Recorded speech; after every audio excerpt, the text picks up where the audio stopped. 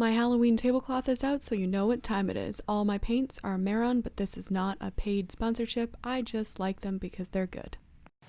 Hi, and welcome to Her Many Faces. I'm Bethany, and we are going to make a zombie. How fun, right? If you like what you see, please like and subscribe. We're going to start at the beginning. Take it away, other Bethany.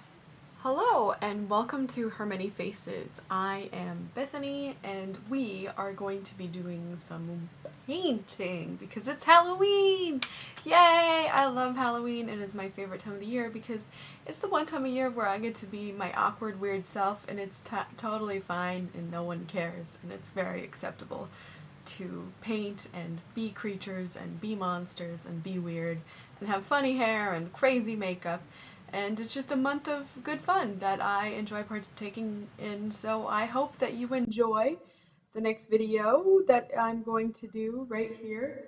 So whatever she said at the beginning, that's what we're going to do here, and I'll show you the process. However, I am unable to paint and talk at the same time. Oh well. So let's get to it. Right now I'm going to start the process of becoming a monster. Happy Halloween! See you on the other side. Alright, first thing you want to do is you want to take this Mehron powder stuff and you want to powder your eyebrows because you just threw latex on, but you didn't film it because you forgot to, and that just happens sometimes, so don't worry about it. Next you want to do is you want to take that Paradise Mehron paint and spray it with water, liberally, because we're going to make a lot of paint. Now swoosh, swoosh, swoosh, swoosh, swoosh goes the brush until it's all filled with paint. I do prefer to use a kabuki brush when it comes to applying my makeup for painting. Some people use sponges, but I personally just like the spread of what a kabuki brush does. It goes on evenly, there's less streaking. You can really get a good coverage, especially if you're just doing a one color wash and are going to go in with airbrush after. I find that the application is great, but I still do use sponges for any areas that have more texture to them, like your nose, your mouth, your eyebrows, in the crevices of your eyes, because, you know, a big brush isn't going to fit there. Next, we're going to outline. Yes, this is the hardest part for me because I'm not that great at drawing, but I am learning, so I do tend to screw up this part. In fact, I screwed up all the parts because really I shouldn't have done a full body painting. I should have sketched it out and only painted the areas green that were going to be green at the end, but I thought this might be faster. I was pretty tired when I did this. It was probably like, I don't know, 6 o'clock at night, and I finished around 9 o'clock at night. So this is where we are. But what happens is if you do a full body and then sketch it and then paint over it, sometimes you're going to run into problems where you're going to mix your paints together. That means if you're applying a yellow, it's going to go a little bit green and not be a true yellow because you have green underneath.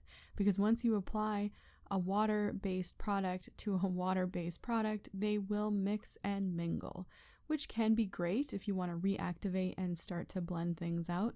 But in this case, it wasn't a deal breaker, but it definitely made everything a little bit harder and I had to go over it more. So in the end, did I save time by going this way? I'm still not entirely sure. But here we are, and we're working it, and we're working with it. Life isn't about all the things that you do perfectly, it's about the ways that you recover. I think there's more to be said about how you recover from things not working out as exactly as you have planned than getting things perfect and never really learning how to, be flexible with how life works. See, another mistake I made, which was with my tracing. If I had traced beforehand, I wouldn't have gone over my bone with the skin, but I was kind of making everything up on the spot as I go. I like to improv my life and just, live with the consequences of my actions, which now turns into trying to rub out an eyeliner pencil with no avail. So here I am getting my light adjusted because every time I moved it seemed to just like brighten. I was having a whole big deal with the whole lighting in this, so it does end up getting quite dark, and I couldn't tell if it was the changing of the day or if it was just how I was doing things, but here we are. Now we're drawing some teeth on there. Teeth are often hilarious to me because I forget what teeth look like or how many I have. Either way, you just gotta breeze through it, trust the fact that you know what teeth look like and whether or not I did a great job of drawing them will not take away from the art that I created. And plus, if you paint your bones blue, we all know that it's just a pop art and that we really didn't mean it to begin with. Now the brain, I totally just flubbed this. A cartoon brain, I don't know what I was thinking.